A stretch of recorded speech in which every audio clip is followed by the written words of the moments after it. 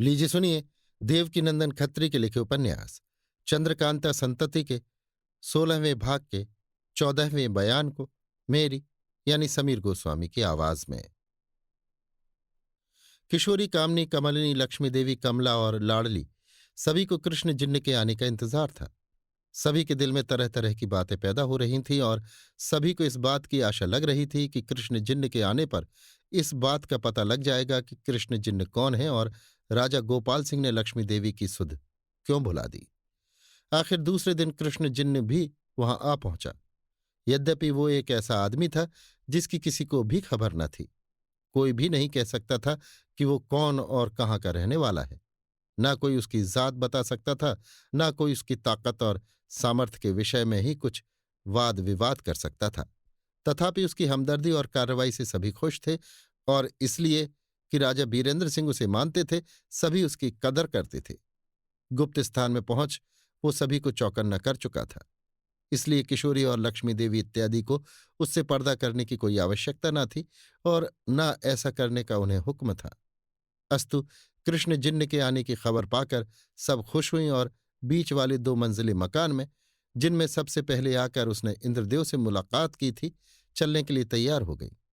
मगर उसी समय भैरव सिंह ने बंगले पर आकर लक्ष्मी देवी इत्यादि से कहा कि कृष्ण जिन्न स्वयं वहीं चले आ रहे हैं। थोड़ी देर बाद कृष्ण जिन्न बंगले पर आ पहुंचा। लक्ष्मी देवी, कमलिनी, लाडली, किशोरी, कामनी और कमला ने आगे बढ़कर उसका इस्तकबाल किया और इज्जत के साथ लाकर एक ऊंची गद्दी के ऊपर बैठाया। उसकी आज्ञा अनुसार इंद्रदेव और भैरव सिंह गद्दी के नीचे दाहिनी तरफ बैठे और लक्ष्मी देवी इत्यादि को सामने बैठने के लिए कृष्ण जिन्न ने आज्ञा दी और सभी ने खुशी से उसकी आज्ञा स्वीकार की। कृष्ण जिन्न ने सभी का कुशल मंगल पूछा और फिर यो बातचीत होने लगी। किशोरी, आपकी बदौलत हम लोगों की जान बच गई, मगर उन लौंडियों के मारे जाने का रंज है। कृष्ण जिन्न, ये सब ईश्वर की माया है, वो जो चाहता है करता है। यद्यपि मनोरमा ने कई शैतानों को साथ लेकर तुम लोगों का पीछा किया था, मगर उसके गिरफ्तार हो जाने से ही उन सभी का खौफ जाता रहा। अब जो मैं ख्याल करके देखता हूं तो तुम लोगों का दुश्मन कोई भी दिखाई नहीं देता, क्योंकि जिन दुष्टों की बदौलत लोग दुश्मन हो रहे थे, या यों कहो कि जो लोग उनके मुखिया थे, वे सब गिरफ्तार हो गए। यहां तक कि उन लोगों को कैद से छुड़ाने वाला भी कोई न रहा। कमलनी, ठीक है, तो अब हम लोगों को छिपकर यहां रहने की क्या जरूरत है। कृष्ण जिन्न हंसकर तुम्हें तो तब भी छिपकर रहने की जरूरत नहीं पड़ी जब चारों तरफ दुश्मनों का जोर बंधा हुआ था। आज की कौन कहे।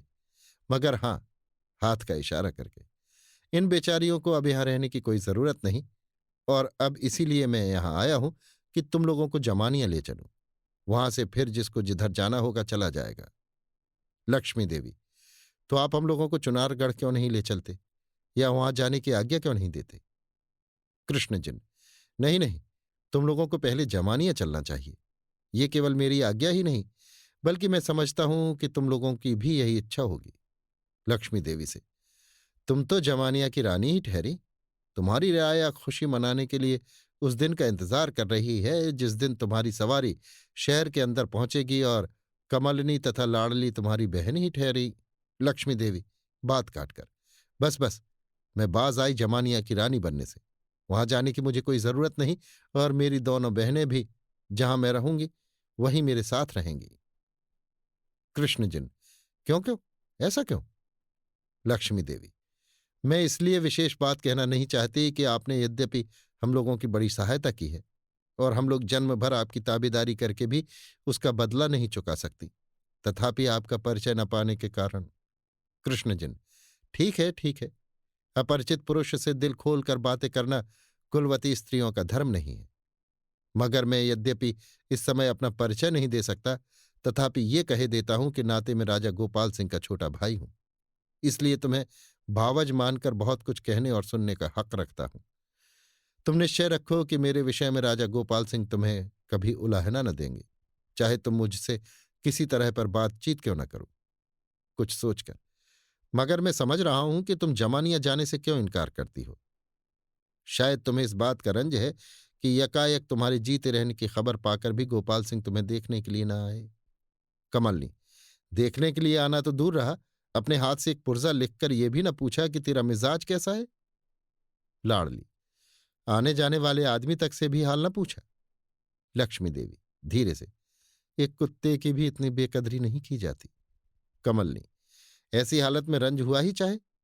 जब आप ये कहते हैं कि राजा गोपाल सिंह के छोटे भाई हैं, और मैं समझती हूं कि आप झूठ भी नहीं कहते होंगे, तभी हम लोगों को इतना कहने का हौसला भी होता है।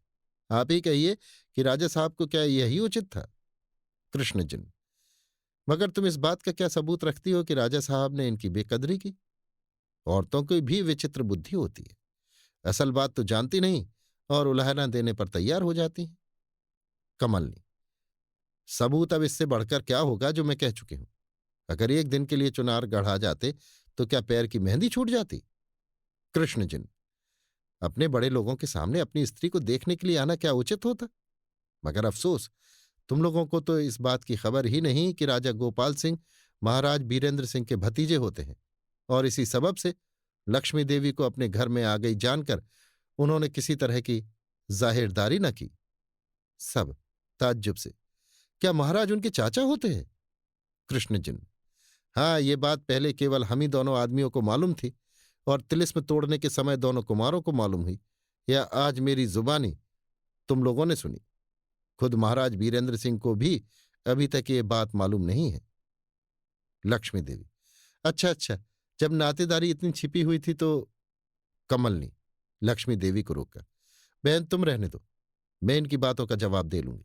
कृष्ण जिन्न से। तो क्या गुप्त रीत से वो यहां एक चिट्ठी भी नहीं भेज सकते थे? कृष्ण जिन्न। चिट्ठी भेजना तो दूर रहा, गुप्त रीति से खुद कई दफे आकर वे इनको देख भी गए हैं। लाडली।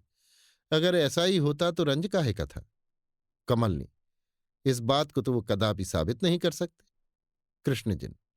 ये बात बहुत सहज में साबित हो जाएगी, और तुम लोग सहज ही में मान भी जाओगी, मगर जब उनका और तुम्हारा सामना होगा तब।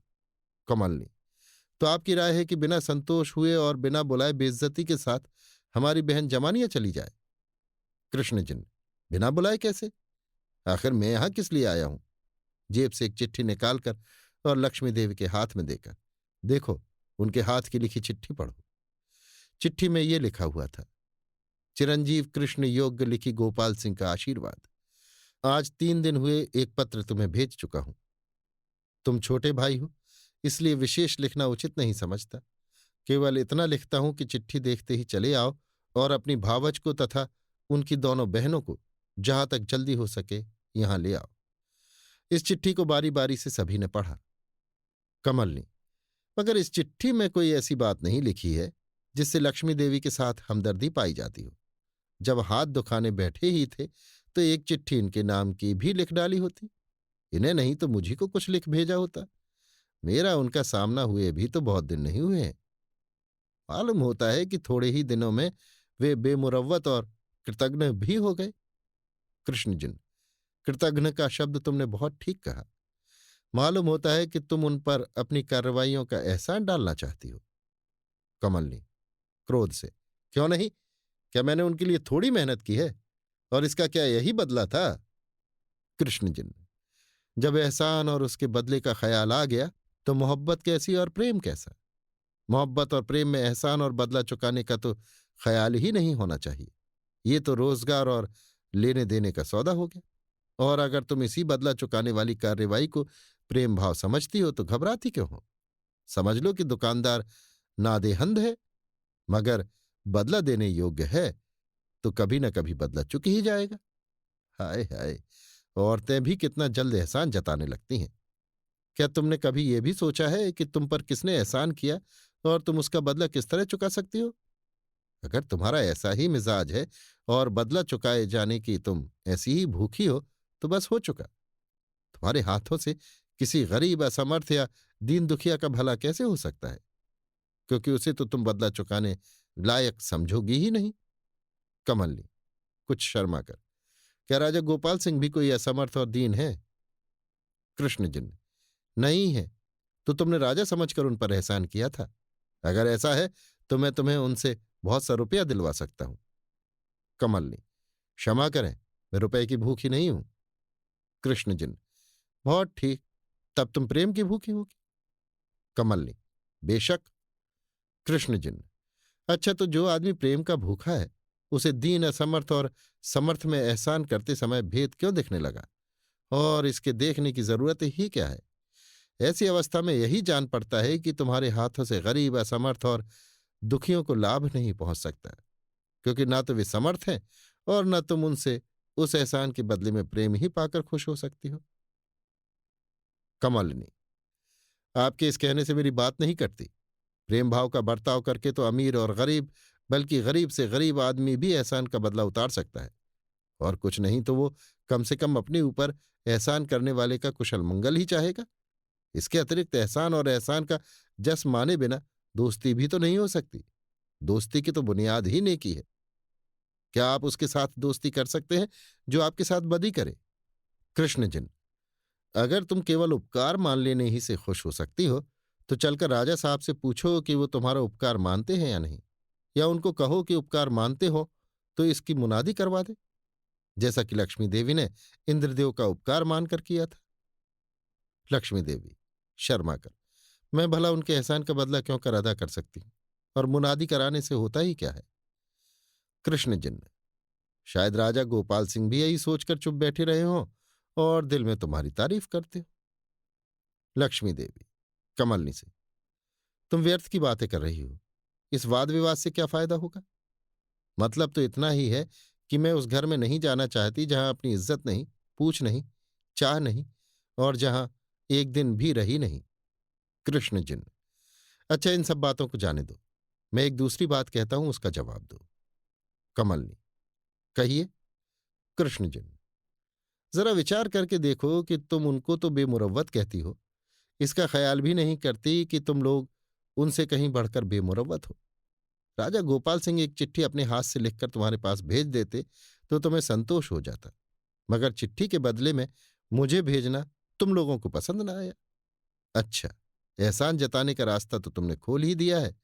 खुद गोपाल सिंह पर एहसान बता चुकी हो, तो अगर अब मैं भी ये कहूं कि मैंने भी तुम लोगों पर एहसान किया है तो क्या बुराई है? कमलनी। कोई बुराई नहीं है, और इसमें कोई संदेह भी नहीं है कि आपने हम लोगों पर बहुत बड़ा एहसान किया है, और बड़े वक्त पर ऐसी मदद की है कि कोई दूसरा कर ही नहीं सकता था। हम लोगों का बाल बाल आपके एहसान से बंधा हुआ है। कृष्णजिन्न। तो अगर मैं ही राजा गोपाल सिंह बन जाऊं तो? कृष्णजिन्न की इस आखिरी बात ने सभी को चौंका दिया। लक्ष्मी देवी, कमलनी और लाडली कृष्णजिन्न का मुंह देखने लगी। कृष्णजिन्न इस समय भी ठीक उसी सूरत में था जिस सूरत में अब से पहले कई दफे हमारे पाठक उसे देख चुके हैं। कृष्णजिन्न ने अपने चेहरे पर से एक झिल्ली सी उतार कर अलग रख दी, और उसी समय कमलिनी ने चिल्लाकर कहा, आहा, ये तो स्वयं राजा गोपाल सिंह हैं। और तब ये कहकर उनके पैरों पर गिर पड़ी। आपने तो हम लोगों को अच्छा धोखा दिया। अभी आप सुन रहे थे देवकीनंदन खत्री के लिखे उपन्यास चंद्रकांता संतति के 16वें भाग के 14वें बयान को मेरी यानी समीर गोस्वामी की आवाज में। इसी के साथ चंद्रकांता संतति का 16वां भाग समाप्त होता है।